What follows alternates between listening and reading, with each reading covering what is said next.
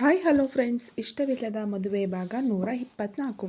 ಅಂಜಲಿಯ ಕೆನ್ನೆ ಸವರುತ್ತಾ wifey, time ಆಗಲೇ 10:30 ಆಗಿದೆ, ಹೇಳು ಎಂದರೆ ತುಸು ಮಿಸುಕಾಡಿ ಪುನಃ ಮಲಗಿದವಳನ್ನು ನೋಡಿದ ಜೀವ, ವೈಫಿ ವೈಫಿ ಎಂದು ಕೆನ್ನೆ ತಟ್ಟಿದಾಗ ನಿಧಾನಕ್ಕೆ ಕಣ್ಣು ತೆರೆದವಳು ತನ್ನವನನ್ನು ನೋಡಿ ಗುಡ್ ಮಾರ್ನಿಂಗ್ ಎಂದವಳಿಗೆ ಅವನು ಪ್ರತಿಯಾಗಿ ವಿಶ್ ಮಾಡಿ ತಡವಾಗಿದೆ ಬೇಗ ಹೇಳಲು ಹೇಳಿದಾಗ 5 ನಿಮಿಷವೆಂದು ಪುನಃ ಕಣ್ಣು ಮುಚ್ಚಿದಳು. ವೈಫಿ, ನೀನೀಗ ಹೇಳಿಲ್ಲ ಅಂದರೆ ನಿನ್ನೆ ಅರ್ಧಕ್ಕೆ ಮುಗಿದ ಕೆಲಸವನ್ನು ಈಗ ಪೂರ್ತಿ ಮಾಡಬೇಕಾಗುತ್ತದೆ. ಸೊ ಕ್ಯಾನ್ ಹೈ ಎನ್ನುತ್ತಾ ಟೀ ಶರ್ಟ್ ಸರಿಸಿ ಅವಳ ಬರಿದಾದ ನಡುವಿನ ಸುತ್ತ ಚಿತ್ತಾರ ಬರೆದರೆ ಅಂಜಲಿ ಪಟ್ಟನೆ ಎದ್ದು ಕುಳಿತಳು. That's like a good girl. ನಿನ್ನೆ ಏನೋ ಅರುಣ್ ಬಂದ ಅಂತ ಮಲಗೋದು ಲೇಟ್ ಆಯಿತು. ಇನ್ಮೇಲೆ 6 ಗಂಟೆಗೆ ಎದ್ದು ನನ್ನ ಜೊತೆ ಅರ್ಧ ಗಂಟೆ ವಾಕ್ ಮಾಡಿ ಆಮೇಲೆ ಅರ್ಧ ಗಂಟೆ ಯೋಗ ಮಾಡು. ಅದು ಬಿಟ್ಟು ಕಿಚನ್ ಸೇರಿಕೊಂಡ್ರೆ ಗುದ್ದುಬಿಡ್ತೀನಿ. ಹೇಗೂ ಲಕ್ಷ್ಮಿ ಅಕ್ಕ ಬೆಳಗಿನ ತಿಂಡಿಯೆಲ್ಲ ಮಾಡ್ತಾಳಲ್ಲ, ಸಾಕು. ಸ್ಪೆಷಲ್ ಏನಾದರೂ ಬೇಕಾದ ದಿನ ನಿನಗೆ ಹೇಳ್ತೀನಿ, ಆ ದಿನ ನೀನು ಮಾಡು ಎನ್ನುತ್ತಾ ಬಾತ್ರೂಮ್ ಒಳಗಡೆ ಹೋದರೆ ಅವನತ್ತಲೇ ದೃಷ್ಟಿ ನೆಟ್ಟವಳಿಗೆ ಇನ್ಮೇಲೆ ತನ್ನ ಜೀವನದಲ್ಲಿ ತುಂಬ ಬದಲಾವಣೆ ಆಗುವುದರ ಜೊತೆ ಜೀವನ ಸುಂದರವಾಗಿರುತ್ತದೆ ಎನಿಸಿತು. ತಿಂಡಿ ಮುಗಿಸಿ ಕೂತಿದ್ದ ಜೀವ ತುಸು ಚೇತರಿಸಿಕೊಂಡಿದ್ದ ಅರುಣ್ ಜೊತೆ ಅವನ ಕಂಪನಿಯ ಬಗ್ಗೆ ಮಾತನಾಡುತ್ತಾ ಕುಳಿತಾಗ ದಿನಕರ್ ತಾತ ಬಂದರೆಂದು ಪಾರ್ಕಿಂಗಲ್ಲಿ ಬಂದು ನಿಂತ ಕಾರಿನ ಶಬ್ದದಿಂದಲೇ ಅವನಿಗೆ ತಿಳಿಯಿತು. ಸೊ ಆರು ದಿತ್ಯಾಳಿಗೋಸ್ಕರ ಈ ಒಂದು ಬಾರಿ ಅದೇನೆಲ್ಲ ರಿಸ್ಕ್ ತಗೋಬೇಕೋ ಎಲ್ಲ ತಗೊಂಡು ತಾತನ ಬಳಿ ಅದೇನು ಹೇಳಬೇಕೋ ಎಲ್ಲ ಹೇಳಿಬಿಡು ಎಂದು ಅವನಿಗೆ ಹೇಳಿ ಹೊರಗಡೆ ನಡೆದು ಕಾರಿಳಿಯುತ್ತಿದ್ದ ತಾತನಿಗೆ ಸಹಾಯ ಮಾಡಿ ಅವರೊಂದಿಗೆ ಒಳಬಂದು ಕೂತಾಗ ಅಂಜಲಿ ಅವರತ್ತ ಜ್ಯೂಸ್ ಇದ್ದ ಗ್ಲಾಸ್ ಚಾಚಿದಳು. ಜ್ಯೂಸ್ ಹೀರುತ್ತಾ ತನ್ನನ್ನು ಮಾತನಾಡಿಸಿದ ಅರುಣ್ ಜೊತೆ ಅವನ ತಲೆಗಾಗಿರುವ ಏಟನ್ನು ನೋಡಿ, ಇದೇನು ತಲೆಗೆಲ್ಲ ಏಟು ಮಾಡ್ಕೊಂಡಿದ್ದೀಯಾ ಎಂದು ಕೇಳಿದರೆ, ಚಿಕ್ಕ ಆಕ್ಸಿಡೆಂಟ್ ತಾತ ಎಂದರೆ ಏನೋ ಹೇಳಲು ಹೊರಟ ತಂದೆಯನ್ನು ಜೀವ ತಡೆದನು. ಲಘು ಉಪಹಾರ ಸೇವಿಸಿದ ದಿನಕರ್ ಎಲ್ಲರ ಜೊತೆ ಗಂಗಾಧರ್ ಸ್ಟಡಿ ರೂಮ್ ಸೇರಿದರೆ ಮೊದಲು ಮಾತು ಶುರು ಮಾಡಿದ ಜೀವ ಅರುಣ್ ಮತ್ತು ದಿತ್ಯ ಪ್ರೀತಿಯ ಬಗ್ಗೆ ಇನ್ನೇನು ಹೇಳಬೇಕು ಅನ್ನುವಾಗ, ನೀನು ಸುಮ್ಮನಿರೋ, ನನ್ನ ಮೊಮ್ಮಗಳನ್ನು ಪ್ರೀತಿಸಿದವನೇನು ಬಾಯಿಗೆ ಕಡುಬು ತುಂಬಿಕೊಂಡಿದ್ದಾನ, ಅವನೇ ಹೇಳಲಿ ಎಂದು ಗಂಭೀರವಾಗಿ ಹೇಳಿದ ತಾತನ ಮಾತು ಮತ್ತು ಅವರ ಕಣ್ಣೋಟಕ್ಕೆ ತುಸು ಭಯದಿಂದ ಕಂಪಿಸಿದ ಅರುಣ್ ಕಣ್ಮುಚ್ಚಿ ನಿಟ್ಟುಸಿರು ಹೊರಚೆಲ್ಲಿ, ದಿತ್ಯ ಮತ್ತವನ ಮೊದಲ ಭೇಟಿಯಿಂದ ಹಿಡಿದು ನಿನ್ನೆ ರಾತ್ರಿ ಈ ಮನೆಗೆ ಸೇರುವವರೆಗೂ ನಡೆದ ಎಲ್ಲವನ್ನು ಹೇಳಿ ಮಾತು ಮುಗಿಸಿದ ಕೂಡಲೇ ಚಟೀರ್ ಎನ್ನುವ ಸದ್ದು ಆ ಕೋಣೆಯ ಪೂರ್ತಿ ಪ್ರತಿಧ್ವನಿಸಿತ್ತು. ಕೆನ್ನೆ ಹಿಡಿದುಕೊಂಡು ಅರುಣ್ ತಲೆ ತಗ್ಗಿಸಿದರೆ ಅವನ ಕಾಲರ್ ಹಿಡಿದೆಳೆದ ದಿನಕರ್, ಯು ಸ್ಟುಪಿಡ್ ಬಾಯ್, ನಿನ್ನೆ ಸಾಯೋಕೆ ಹೋಗುವವನು ಎಲ್ಲೋ ಒಂದು ಕಡೆ ಬದುಕೊಂಡಿದ್ದ ನನ್ನ ಮೊಮ್ಮಗಳನ್ನು ಪ್ರೀತಿ ಅಂತೆಲ್ಲ ಯಾಕೋ ತಲೆ ಕೆಡಿಸಿದೆ. ದಿತ್ಯ ಹಿಂದೆ ಮುಂದೆ ನಾಯಿ ತರಹ ಅಲೆದು ಅವಳ ತಲೆ ಕೆಡಿಸುವಾಗ ಇದ್ದ ಧೈರ್ಯ, ನಿನ್ನ ಗಂಡಸುತನವೆಲ್ಲ ಈಗೆಲ್ಲಿ ಹೋಯ್ತು? ಅಲ್ಲ, ನಿನ್ನ ಪ್ರಾಬ್ಲಮ್ ಏನು? ಮನೆಯಿಂದ ಹೊರ ಹಾಕಿದ್ರೆ ನೀನು ಕಟ್ಟಿ ಬೆಳೆಸಿರೋ ಸ್ವಂತ ಕಂಪನಿ ಇಲ್ವಾ?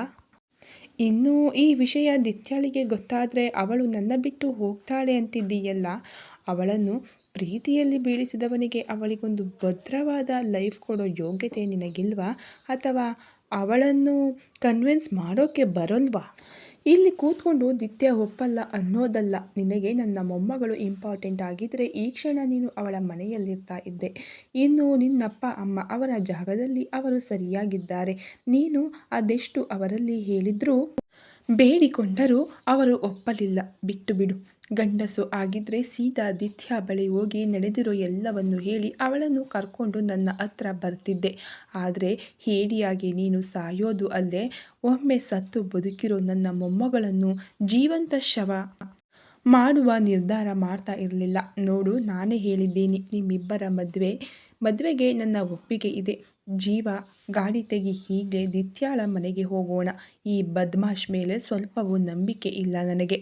ಗಂಗು, ಅಂಜಲಿ, ನೀವಿಬ್ಬರೂ ಬನ್ನಿ ಎಂದು ಹೊರಗಡೆ ನಡೆದರೆ ಆಗಲೇ ಜೀವ ಡ್ರೈವರ್ ಸೀಟಲ್ಲಿ ಕೂತು ಅವರಿಗಾಗಿ ಕಾಯುತ್ತಿದ್ದನು.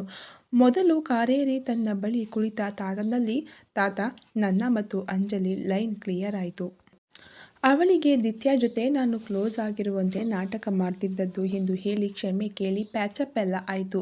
ಆ ಮುಟ್ಟಾಳ ನಿನ್ನೆ ಆಕ್ಸಿಡೆಂಟ್ ಮಾಡಿಕೊಂಡು ಬರದೇ ಇದ್ದಿದ್ರೆ ಇನ್ನೊಂದು 9 ತಿಂಗಳು ಬಿಟ್ಟು ನೀವು ಮೊಮ್ಮಗು ಮುಖ ನೋಡಬಹುದಿತ್ತು.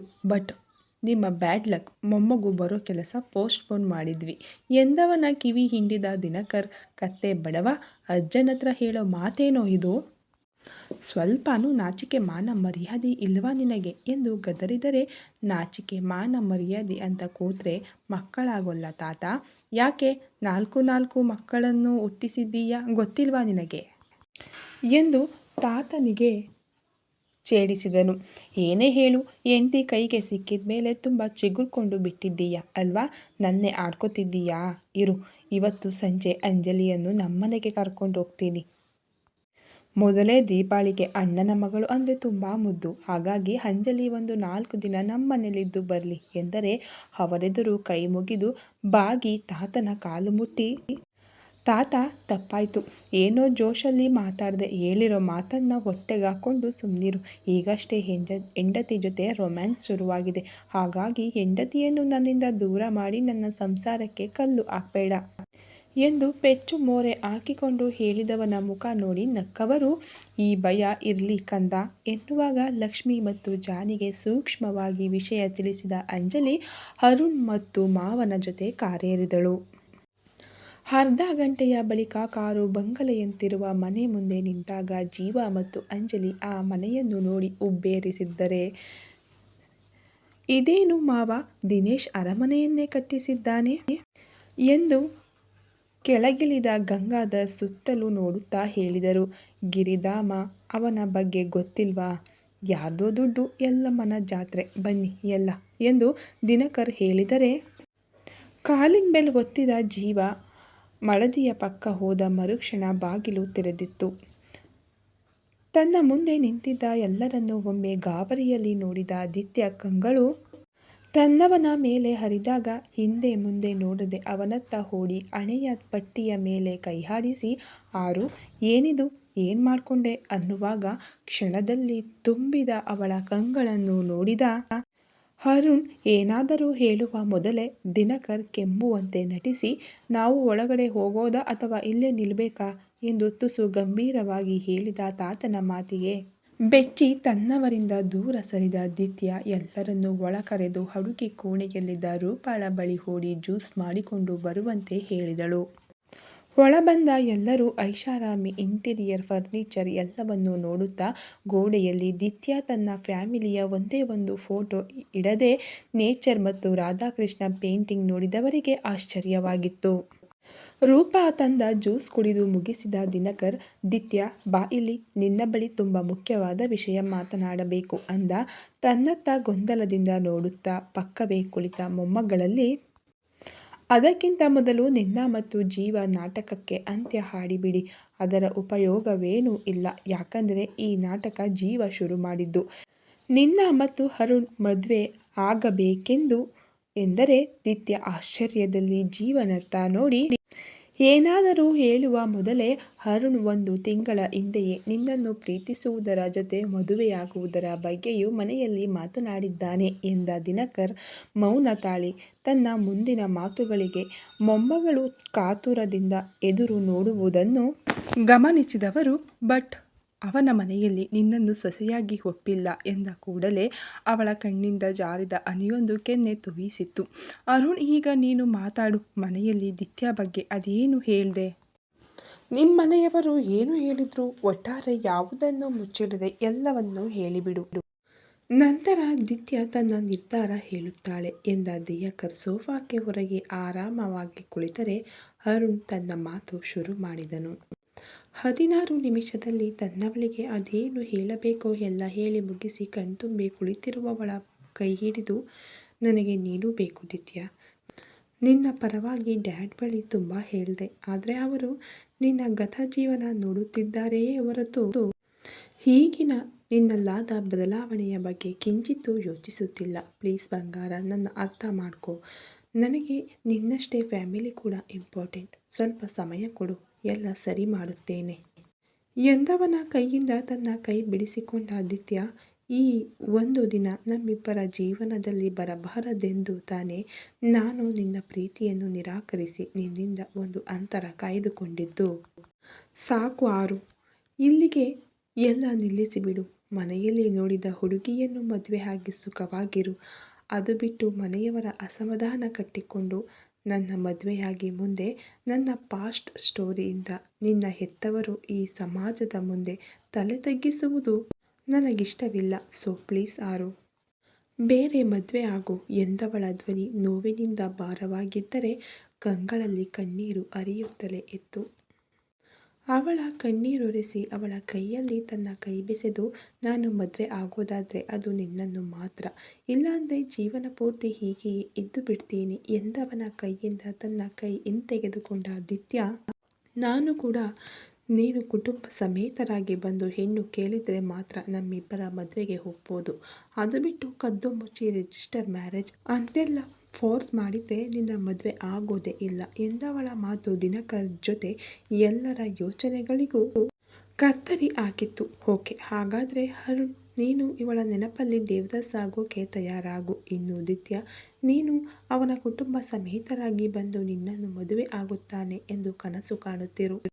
ನಾವು ಹೊರಡೋಣವಾ ಅಥವಾ ಇನ್ನೇನಾದರೂ ಹೇಳೋಕೆ ಕೇಳೋಕೆ ಇದೆಯಾ ಎಂದ ದಿನಕರ್ ಎಲ್ಲರತ್ತ ಗಂಭೀರವಾಗಿ ನೋಡಿದರೆ, ತಾತ ಏನು ಹೇಳ್ತಾ ಇದ್ದೀರಾ?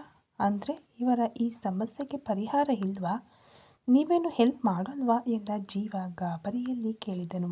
ಹೆಲ್ಪ್ ಬೇಕಾಗಿರುವುದು ನಿನ್ನ ಬಿಟ್ಟು ಇರೋಕೆ ನನ್ನಿಂದ ಸಾಧ್ಯವಿಲ್ಲ. ಯಾರು ಏನು ಬೇಕಾದರೂ ಹೇಳಲಿ, ಎಲ್ಲರನ್ನ ಎದುರಿಸಿ ಮೊದಲು ಮದುವೆ ಆಗಿಬಿಡೋಣ ಅನ್ನೋ ಹುಚ್ಚು ಪ್ರೇಮಿಗಳು ಇವರಿಬ್ಬರು. ಯಾವ ಸೀಮೆ ಲವರ್ಸ್ ಜೀವ? ಅವನು ಇವಳನ್ನು ಬಿಟ್ಟಿರೋಕೆ ಆಗದೆ ಅತ್ತ ಮನೆಯಿಂದ ಹೊರ ಹಾಕಿದ ಕೂಡಲೇ ಸಾಯೋಕೆ ಹೋದವನು. ಇವಳು ಮೊದಲು ಫ್ಯಾಮಿಲಿಯನ್ನು ಒಪ್ಪಿಸು, ಆಮೇಲೆ ನಾನು ಮದುವೆಗೆ ಒಪ್ತೀನಿ ಅಂತಿದ್ದಾಳಲ್ಲ, ಇವಳೇನು ಅವನ ಫ್ಯಾಮಿಲಿ ಜೊತೆ ಸಂಸಾರ ಮಾಡ್ತಾಳಾ? ಸ್ಟುಪಿಡ್ ಗರ್ಲ್, ಸ್ವಲ್ಪ ತಲೆಯನ್ನು ಉಪಯೋಗಿಸಿ ಮಾತನಾಡು. ಈಗೇನು ನೀವಿಬ್ಬರು ಒಬ್ಬರನ್ನೊಬ್ಬರು ಮದುವೆ ಆಗೋಲ್ವಾ ಅಂದಾಗ ಇಬ್ಬರು ಪಟ್ಟನೆ ತಲೆ ಎತ್ತಿ ತಾತನತ್ತ ನೋಡಿದರೆ, ನೋಡು ದಿತ್ಯ, ಜಯಕರನನ್ನು ಒಪ್ಪಿಸುವುದು ಅಷ್ಟು ಸುಲಭವಲ್ಲ. ಯಾಕಂದರೆ ಗಂಗಾಧರ್ ಜೊತೆ ಗಿರಿಧಾಮವನ್ನು ಸರ್ವನಾಶ ಮಾಡೋಕೆ ನಿನ್ನಪ್ಪ ಏನೆಲ್ಲ ಕುತಂತ್ರ ಮಾಡಿದ್ದ ಎನ್ನುವುದರ ಜೊತೆ ನಿನ್ನೆಲ್ಲ ರೌದ್ರಾವತಾರಗಳನ್ನು ತುಂಬ ಹತ್ತಿರದಿಂದ ನೋಡಿದವರಲ್ಲಿ ಜಯಕರ್ ಕೂಡ ಒಬ್ಬ. ಹಾಗಾಗಿ ನೀನೆಷ್ಟೇ ಬದಲಾಗು, ಏನೇ ಆಗು, ಈಗ ನಿನ್ನ ಬಗ್ಗೆ ಜಯಕರನಿಗೆ ತಿಳಿದು ಯಾವ ಪ್ರಯೋಜನವೂ ಇಲ್ಲ.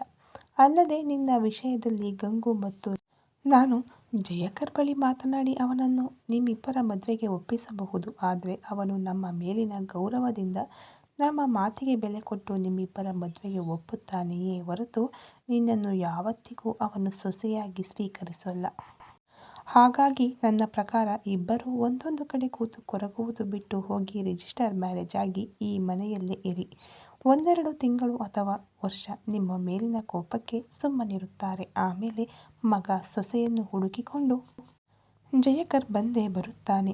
ಸೊ ಏನು ಮಾಡಬೇಕು ಅನ್ನೋದನ್ನು ಡಿಸೈಡ್ ಮಾಡಿ. ಅದು ಬಿಟ್ಟು ಮದುವೆ ಆಗೋಲ್ಲ, ಅವನ ಫ್ಯಾಮಿಲಿ ಒಪ್ಪಿಗೆ ಬೇಕು ಅನ್ನೋದಾದರೆ ಈ ಜನ್ಮದಲ್ಲಿ ನಿಮ್ಮ ಈ ಆಸೆ ಈಡೇರೋಲ್ಲ ಎಂದ ದಿನಕರ್ ಮಾತು ಅಲ್ಲಿದ್ದವರಿಗೆಲ್ಲ ಸರಿ ಎನಿಸಿತ್ತು. ಗಂಗಾಧರ್ ಕೂಡ ಇಷ್ಟು ವರ್ಷದ ಒಡನಾಟದಲ್ಲಿ ತಾನು ಕಂಡ ಜಯಕರ್ ಬಗ್ಗೆ ಹೇಳುತ್ತಾ ಫ್ಯಾಮಿಲಿ ಹತ್ತ ಹೋದರೆ ಅರುಣ್ ಮುಂದೆ ಮದುವೆ ಆಗೋ ಹುಡುಗಿ ಲೈಫ್ ಹಾಳು. ಇತ್ತ ದಿತ್ಯ, ನೀನಂತೂ ಮದುವೆನೇ ಆಗೋಲ್ಲ. ಹಾಗಾಗಿ ಮಾವನ ಮಾತಿನಂತೆ ನೀವಿಬ್ಬರು ರಿಜಿಸ್ಟರ್ ಮ್ಯಾರೇಜ್ ಆಗೋದೇ ಬೆಸ್ಟ್ ಎಂದರೆ ಅದೆಷ್ಟೋ ನಿಮಿಷಗಳ ಮೌನದ ಬಳಿಕ, ತಾತ, ನಿಮಗೆ ಅರುಣ್ ನನ್ನ ಗಂಡನಾಗಿ ಒಪ್ಪಿಗೆ ಇದೆಯಾ ಎಂದ ದಿತ್ಯ ಮಾತಿಗೆ ಎಲ್ಲ ಖುಷಿಯಲ್ಲಿ ಕಣ್ಣರಳಿಸಿದರೆ ಅರುಣ್ ಕಂಗಳು ತುಂಬಿದ್ದವು. ಪ್ರೀತಿಸುವಾಗ ಈ ತಾತನ ಒಪ್ಪಿಗೆ ಬೇಕಾಗಿರಲಿಲ್ಲ ನಿನಗೆ. ಈಗ ಇಷ್ಟೆಲ್ಲ ಹೇಳಿದ ಮೇಲೆ ಈ ತಾತನ ನೆನಪಾಯ್ತಾ ಎಂದು ಹುಸಿ ಮುನಿಸು ತೋರಿದವರ ವರಸೆಗೆ ನಗುತ್ತಾ ಕಣ್ಣೀರನ್ನು ಒರೆಸಿಕೊಂಡ ದಿತ್ಯ, ನನ್ನ ನಿರ್ಧಾರ ಸರಿಯಾ ತಪ್ಪಾ ಗೊತ್ತಿಲ್ಲ ತಾತ. ಆದರೆ ಒಬ್ಬಂಟಿಯಾದ ಈ ಜೀವಕ್ಕೆ ಇವನ ಅವಶ್ಯಕತೆ ಇದೆ ಎನ್ನುವುದಕ್ಕಿಂತ ಇವನ ಪ್ರೀತಿ, ಕಾಳಜಿ, ಸ್ನೇಹಕ್ಕೆ ಅಡಿಕ್ಟ್ ಆಗಿದ್ದೇನೆ. ಇವನಿಲ್ಲದ ಬದುಕು ಊಹೆ ಮಾಡೋದು ಕಷ್ಟವಾಗಿದೆ. ಮಗನನ್ನು ಅವರಿಂದ ದೂರ ಮಾಡಿದೆ ಅಂತ ಜಯಕರ್ ಸರ್ ಫ್ಯಾಮಿಲಿ ಅದೆಷ್ಟು ನೋವು ಪಡ್ತಾರೋ, ನನಗೆಷ್ಟು ಶಾಪ ಆಗ್ತಾರೋ ಗೊತ್ತಿಲ್ಲ.